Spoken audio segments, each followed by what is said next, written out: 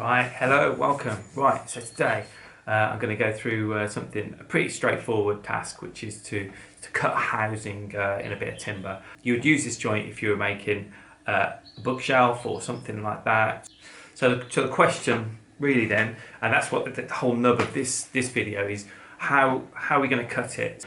Okay, so let's go through how we do it by hand. So first thing we're going to do is we're going to have to mark it out, and for me, marking it out accurately is pretty much the key to a housing joint, because there's no room for error, and if you slightly overcut your marks, then it'll be sloppy and it'll be a waste of work. It won't be very good. So the way I mark them out is I'll mark it out with a marking knife, and in that way then it's a very thin line and you can see exactly where you're going to, and you cut to the marking knife line. So here we go. So as you can see, marking it out with the marking knife, mark out the other side, and then I will also use a gauge to measure the depth out, and then I'll mark the two sides either way, and then what you can see is just mark out, so just scribble out where your waist is going to be. So next step, what I do is get my chisel and I hammer the top face, and I mark out the top face and get a really deep cut in the top face. What this is doing is going to prepare yourself to give you some guides to cut the timber out with your tenon saw.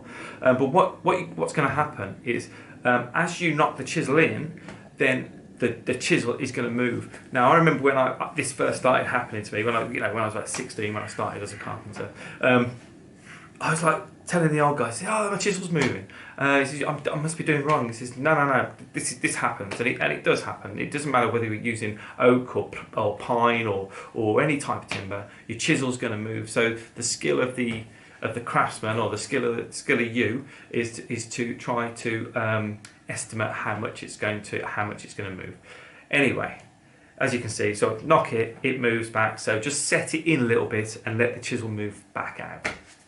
Right. So once you've done that, then you just get your chisel and pare a little groove on the waist side, and that'll create shoulder for your tenon saw to ride against. And the reason this is important is because you've now set the tenon saw exactly to the line that you marked it out at, so you'll get the tight finish, or the tightness of finish that you need.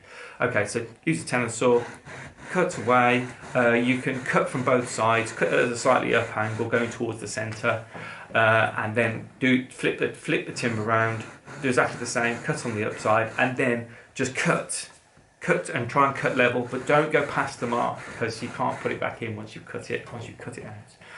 Anyway, so once you've done that, you've used a tenon saw. You can be a little bit conservative and leave a bit in, but it just means you be more paring later.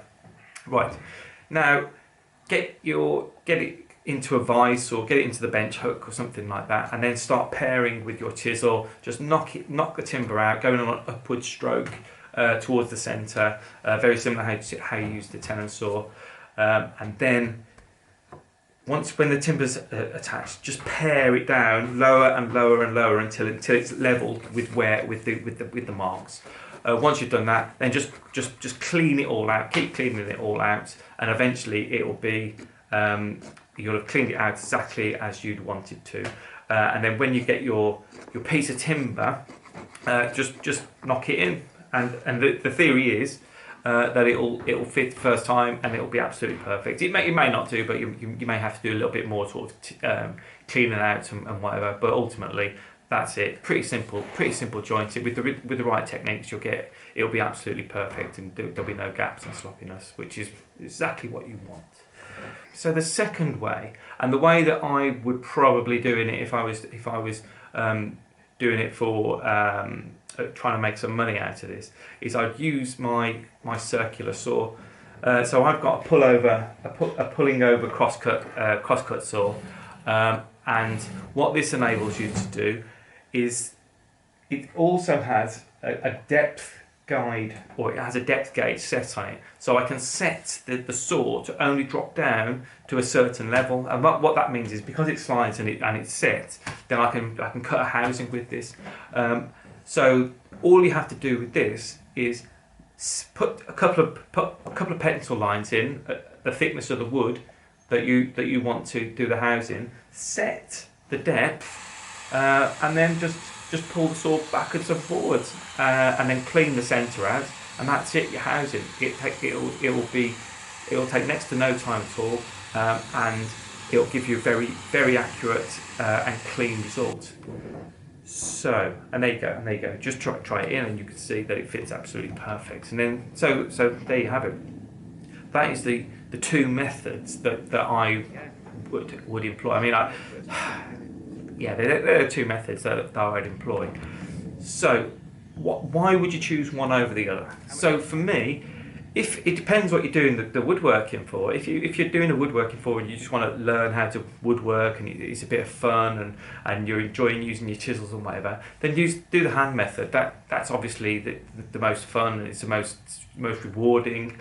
But I suppose so. For example, that hand housing that I did took probably about 10 minutes to do. I think the first one probably took about 15 minutes. If I was to do more, I'd probably get it down to maybe 10 or maybe a bit less than 10 minutes a housing or something like that. Probably a bit less if you're really going for it.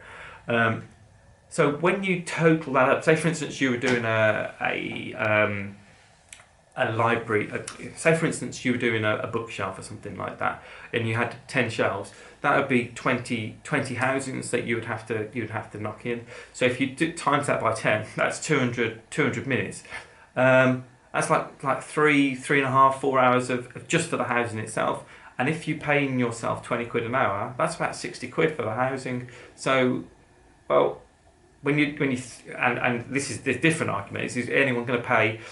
You've got to buy the materials, you've got to do this, you've got to sand it, you've got to do that. That's just 60 quid for the housing itself. And before you know it, the cost of the cost of the bookshelf is going through the roof, and probably no one's going to pay for that.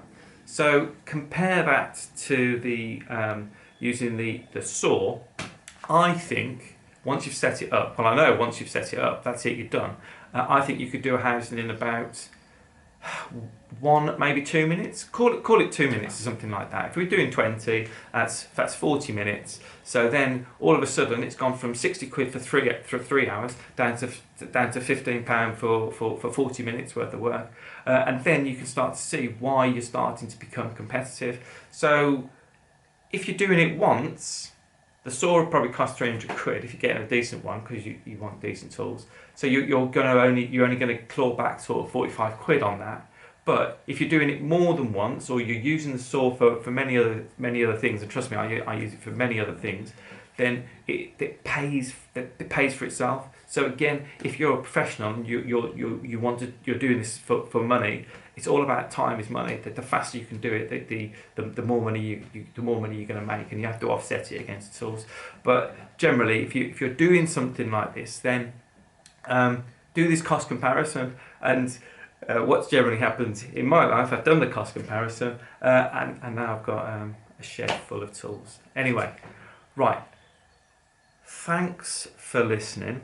If you're enjoying these videos, please subscribe. There's going to be plenty more. And enjoy the rest of your day. Thanks very much. See you later. Bye.